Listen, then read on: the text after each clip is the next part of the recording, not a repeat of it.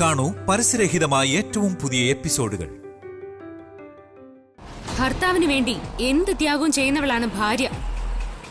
നീ സ്നേഹിച്ച പെണ്ണ് നിന്നെ വിട്ടുപോയതേ നിന്റെ കഴിവില്ലായ്മ. അവൾക്ക് നിന്നെ വേണ്ടായിരുന്നു. ഒരു പെണ്ണിന്റെ സ്നേഹം നേടാൻ അറിയാത്ത നീയാണോ ഒരു നാട്ടിലെ ജനങ്ങളുടെ മുഴുവൻ മനസ്സ് കീഴടക്കി ജയിച്ചത്? ഒരു തവണ അവർക്കെല്ലാം അബദ്ധം പറ്റിയതായിരിക്കും. ഇനി അവരത് തിരുത്തിക്കോളും. ജ്യോതിമ, ഭർത്താവിനോടുള്ള നിന്റെ സ്നേഹം എനിക്കിഷ്ടപ്പെട്ടു. പക്ഷേ ജ്യോതിമ ഇപ്പൊ പറഞ്ഞില്ലേ, എന്റെ നാട്ടിലെ ജനങ്ങൾ, അവരുടെ മുന്നില് ഇപ്പൊ ഞാൻ തോറ്റു നിൽക്കുക. എനിക്ക് അവരുടെ മുന്നിൽ ജയിക്കാൻ ഒരു വഴിയേ ഉള്ളൂ. അമല, അവളെ നിങ്ങൾ എനിക്ക് തിരിച്ചു തരണം. ജ്യോതി എന്നോട് പറഞ്ഞതുപോലെ തന്നെയാണ് എന്റെ നാട്ടുകാരും എന്നോട് പറയുന്നത്. ഒരു പെണ്ണിനെ കാക്കാൻ വയ്യാത്തവൻ എങ്ങനെ ഒരു നാട് കാക്കുമെന്ന്. ജ്യോതിമ എന്നോട് ചോദിച്ചില്ലേ എത്ര നാള് DK പിരിഞ്ഞിരിക്കണമെന്ന്? അമല തിരികെ എന്റെ ജീവിതത്തിലേക്ക് വരുന്നത് വരെ, അതല്ലെങ്കിൽ അവളുടെ മരണം വരെ.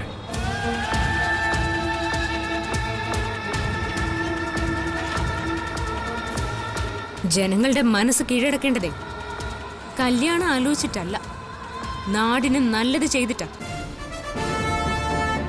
അതിന് കഴിവില്ലാത്തതുകൊണ്ടാ നിങ്ങളെ ഇഷ്ടമല്ലാതെ ഓടിപ്പോയ പെണ്ണിന്റെ പിന്നാലെ നീ ഇപ്പോഴും ഇങ്ങനെ നടക്കുന്നേ. ആണുങ്ങളെ തമ്മിൽ ഏറ്റുമുട്ടുമ്പോ അന്തസ്സില്ലാത്ത പ്രവൃത്തി ചെയ്യുന്ന നിങ്ങളൊക്കെ എങ്ങനെ ഒരു MP ആയേ? സ്വർണം ചെളിവെള്ളത്തിൽ വീണാലുവേ തിരിച്ചെടുക്കുമ്പോ അതിന്റെ മാറ്റു കുറയില്ല, ചെളിയിൽ ചേരുകയുമില്ല.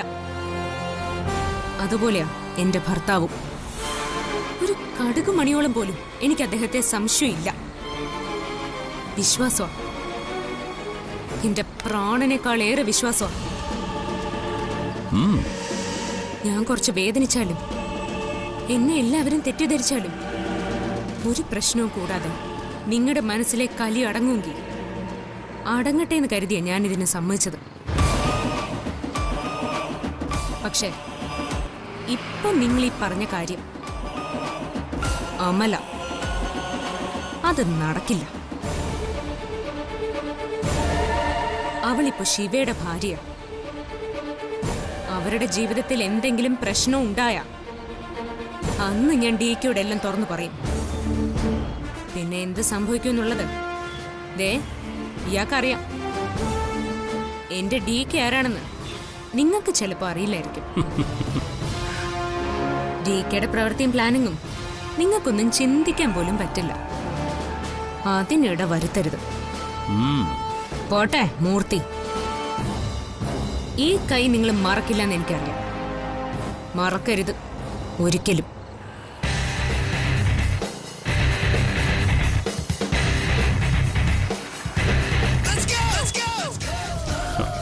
മൂർത്തി, ദേ ആ പോയതാണ് പെണ്ണ്. ഇതുപോലൊരു പെണ്ണിനെ ഭാര്യയായി കിട്ടുന്നവൻ ലോകത്തിലെ ഏറ്റവും വലിയ ഭാഗ്യവാനാണ്. ജ്യോതിമ,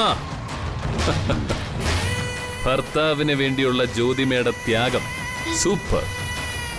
ഇപ്പൊ പൊയ്ക്കോ, ഞാൻ പിന്നാലെ ഉണ്ട്.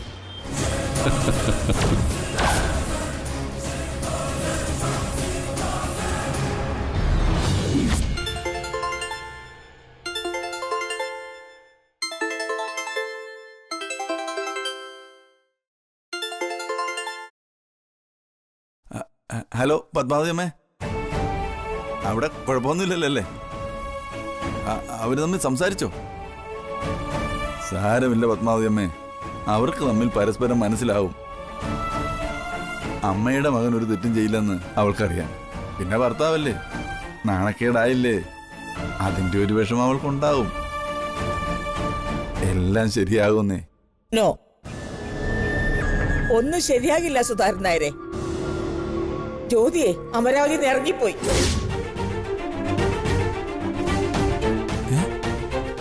ഇറങ്ങിപ്പോയെന്നോ?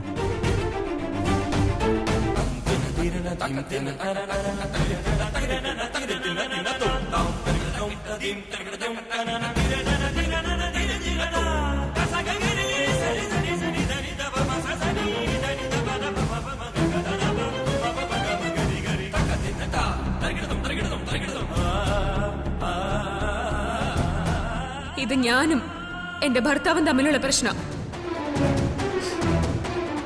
നിങ്ങളോട് ആരോടും എനിക്ക് ഒരു വിരോധവുമില്ല. പക്ഷെ തൽക്കാലം ഞാനിവിടെ നിന്ന് ഇറങ്ങുക.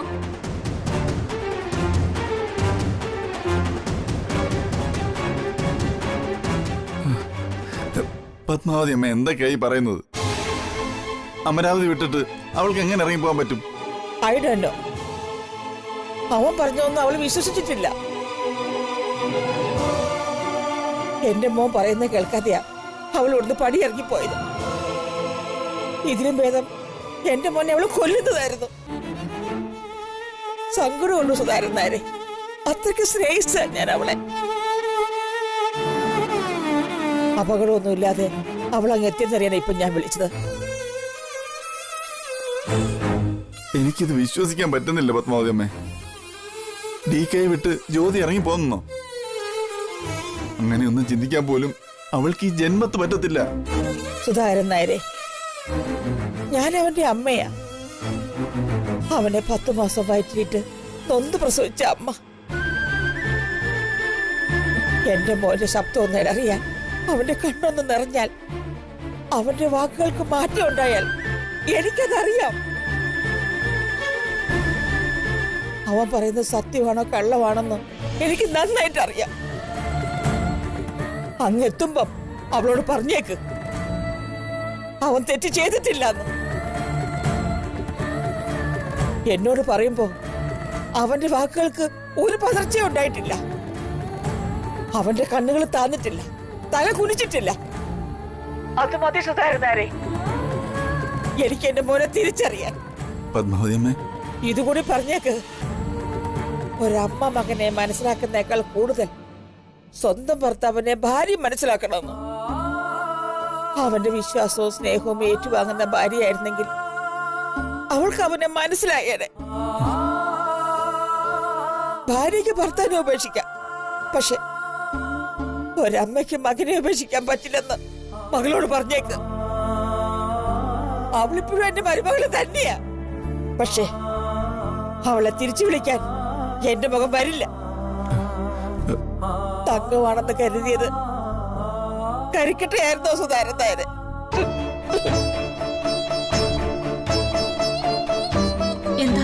എന്താ ഉണ്ടായേ? അമരാവതിയിൽ എന്താ സംഭവിച്ചേ? ഇനി സംഭവിക്കാൻ ഒന്നുമില്ല. നമ്മുടെ മോള് ഭർത്താവിനെ ഉപേക്ഷിച്ച് അവിടെ നിന്നിറങ്ങി.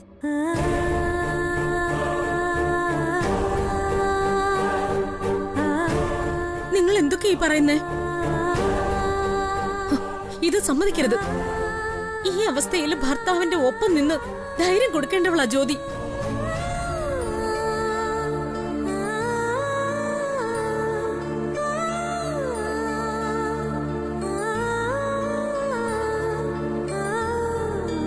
ഇത്രയ്ക്ക് സ്നേഹേ അവൾക്ക് DKയോട് ഉള്ളിലുണ്ടായിരുന്നുള്ളൂ. എന്തായാലും ഇനിയൊന്നും ചെയ്യാനില്ല. ആര് പറഞ്ഞു ഒന്നും ചെയ്യാനില്ലെന്ന്? ഈ രാത്രി തന്നെ അവളെ അമരാവതിയിലേക്ക് തിരിച്ചു കൊണ്ടുവിടണം. നിങ്ങൾ അവളുടെ അച്ഛനാ. നിങ്ങൾ പറഞ്ഞ അവൾ അനുസരിക്കണം.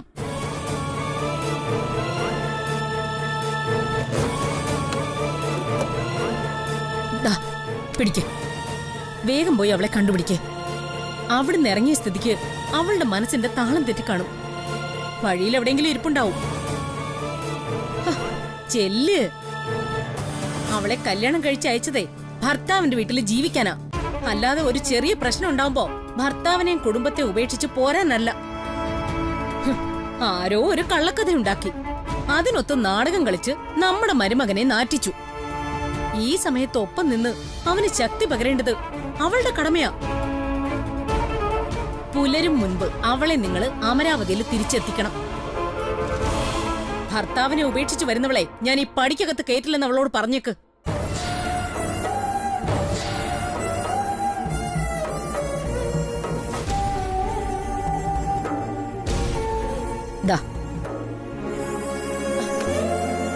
ചെല്ല് സുധേട്ടാ.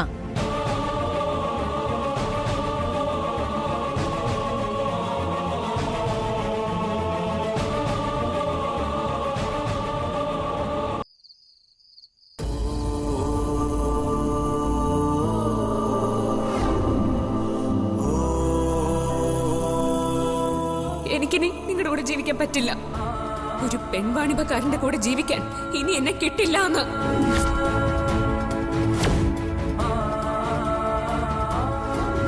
തൊട്ടുപോരുതെന്നെ. എന്നെ തൊടാൻ നിങ്ങൾക്കിനി ഒരു അവകാശമില്ല. ഇനി ഞാൻ തിരിച്ചു വരണമെങ്കിൽ ആ സ്ത്രീയെ എന്റെ മുന്നിൽ കൊണ്ടുവന്ന് നിർത്തി സത്യം പറയിക്കണം. അതുവരെ ഞാൻ കണ്ട ആ കാഴ്ച മാത്രമേ ഞാൻ വിശ്വസിക്കൂ.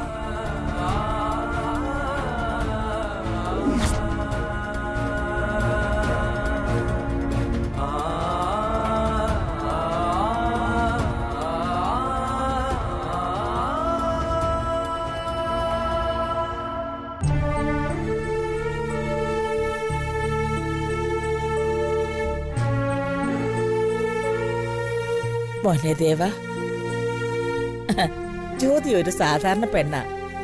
നിന്റെ ഭാര്യ. അവക്കിതൊന്നും കണ്ട് ശീലമില്ലടാ കണ്ണ. നീയാടാ അവിടെ ലോകം. നിനക്ക് ചുറ്റിലും അവിടെ ലൈഫ്. അവക്കിതൊന്നും സഹിക്കാൻ പറ്റത്തില്ലടാ. ഏത് സാധാരണ പെണ്ണും ചെയ്തതേ അവള് ചെയ്തുള്ളൂ.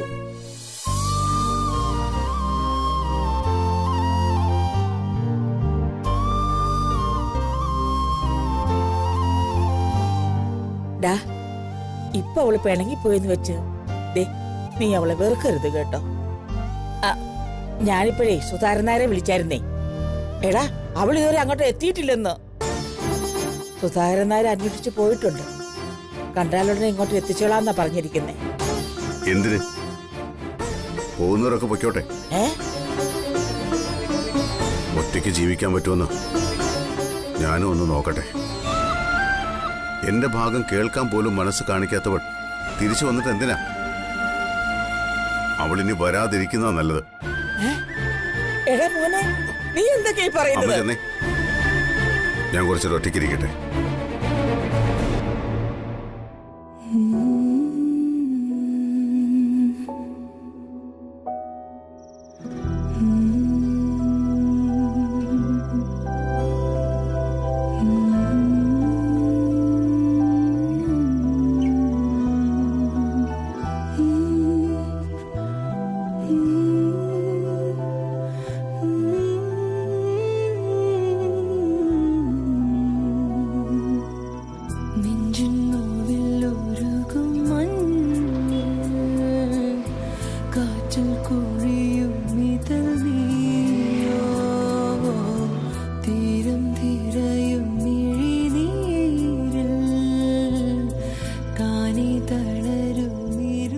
സ്നേഹിക്കുന്നു ജ്യോതി. നീ ഇനി ആർക്കും പകരക്കാരിയല്ല. ടികെയുടെ ഭാര്യ.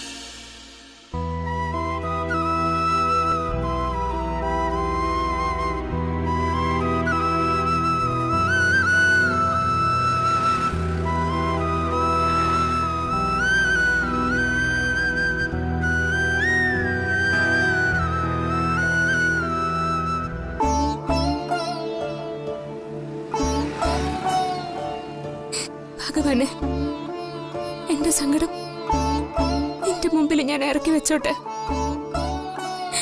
ഇല്ലെങ്കിൽ ഞാൻ എന്റെ ഹൃദയം പൊട്ടി മരിച്ചു പോവും. എന്റെ ഏട്ടന്റെ നെഞ്ചിലിപ്പോ തീയായിരിക്കുമെന്ന് എനിക്ക് നന്നായിട്ട് അറിയാം. പക്ഷെ എന്റെ ഏട്ടനെ രക്ഷിക്കാൻ എനിക്കിത് ചെയ്തേ പറ്റൂ. എല്ലാവരും കാര്യം അറിയാതെ എന്നെ കുറ്റപ്പെടുത്തിക്കോട്ടെ, ദൃഷ്ടി കൽപ്പിച്ച് പുറത്താക്കിക്കോട്ടെ. പക്ഷെ എന്നാലും എന്റെ ഏട്ടനും കുടുംബവും എനിക്ക് ജീവനാ. അവരെ ഒന്ന് തൊടാൻ പോലും ഞാൻ ആരെയും സമ്മതിക്കില്ല. മാപ്പ് പറയാനോ ക്ഷമ ചോദിക്കാനോ ഇപ്പൊ എനിക്ക് സാധ്യമല്ല. MP വിഘ്നേഷിനെ പറ്റി ഒരു വാക്ക് പോലും ആരോടും പറയാൻ ഇപ്പൊ എനിക്ക് പറ്റില്ല. ജീവിതം സ്നേഹത്തിൻ്റെത് മാത്രമല്ല, പീഡനങ്ങളുടേത് കൂടിയാണെന്ന് ഞാനിപ്പോ തിരിച്ചറിയുക. ചോദ്യങ്ങൾ ചോദിച്ചും കുറ്റപ്പെടുത്തിയും ഓരോരുത്തരായി വരും. അവരോടൊക്കെ മറുപടി പറയാൻ എനിക്ക് ശക്തി തരണേ ഭഗവാനെ. പ്രതികാരത്തിന്റെ ഉഗ്രരൂപത്തിലാ ഇപ്പൊ MP വിഘ്നേഷ്. എങ്ങനെയെങ്കിലും അയാളുടെ മനസ്സിലെ കലി അടങ്ങി തിരികെ എനിക്ക് എന്റെ ഏട്ടൻ്റെ അടുത്തെത്താൻ നീ സഹായിക്കില്ലേ? എല്ലാവരുടെയും കണ്ണിൽ ഞാനിപ്പോ ധിക്കാരിയാ. സ്വന്തം ഭർത്താവിനെ വിശ്വാസമില്ലാത്തവളായി, ആപത്തിൽ ഭർത്താവിനെ ഉപേക്ഷിച്ചവളായി. എല്ലാവരും എന്നെ കല്ലെറിഞ്ഞോട്ടെ, അതൊക്കെ ഞാൻ സഹിച്ചോളാം. എത്രയും വേഗം ഇതിനൊരവസാനം ഉണ്ടാക്കി തരണേ ഭഗവാനെ. എന്റെ ഏട്ടന്റെ അരികിൽ തിരിച്ചെത്താൻ എന്നെ നീ സഹായിക്കില്ലേ? ഞാനെടുത്ത തീരുമാനം തെറ്റാണോ ശരിയാണോ എന്നെനിക്കറിയില്ല. പക്ഷെ എന്റെ ഭർത്താവിന്റെ ജീവൻ എനിക്ക് വേണം.